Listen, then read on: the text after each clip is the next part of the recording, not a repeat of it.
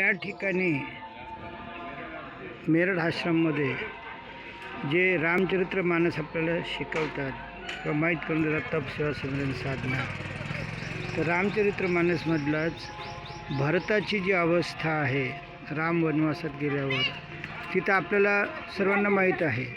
तर तीच या अवध हिंदी भाषेमध्ये सांगितलेली आहे की भरत जे आहेत जेव्हा राम वनवासात गेले तर जटाजूट शीर मुनिपटधारी महिकनी कुस साथ सवारी.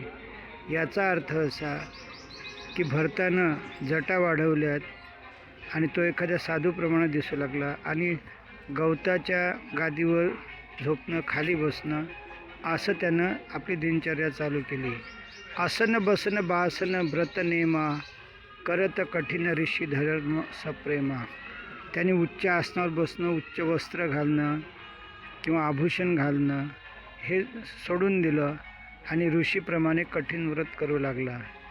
भूषण बसन भोग सुख भुरी तन मन बचन तजे तिन तुरी. तर राम वनवासात गेल्यामुळे त्यानं आभूषण, वस्त्र, भोग ह्या सर्वांचा त्याग केला आणि रात्रंदिवस तन मन काया वाचे मनानं रामाचं चिंतन मनन ध्यास करू लागला. देह दिनही दिन दुबरी होई घटन तेजू बल मुख छवी सोई. जरी त्याचं शरीर दिवसेंदिवस कृश होत चाललं तरी त्याचं चेहऱ्यावरची काया मात्र एकदम तजेलदार होती. लखन राम सिय कानन बसही भरत भवन बसी तपो तन कसही. म्हणजे राम आणि लक्ष्मण ज्या अर्थी वनवासात आहेत त्या अर्थी त्यांनीसुद्धा राजमहाल सोडून साध्या ठिकाणी आपला निवास सुरू केला. सुनिव्रत नेम साधू सकुचाही देखी दसा मुनिराज लज्जाही.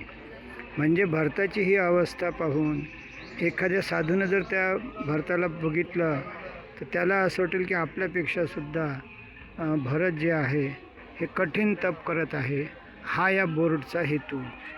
अशा रीतीनं गोस्वामी तुलसीदास रामायण जे आहे त्यामध्ये हे दृष्टांत लिहिलेले आहेत. आणि मी एक एक बोर्डाचं मराठी याच्यासाठी करत होतो की लोकांना ते सहज लक्षात यावं, महाराष्ट्रातील लोकांना.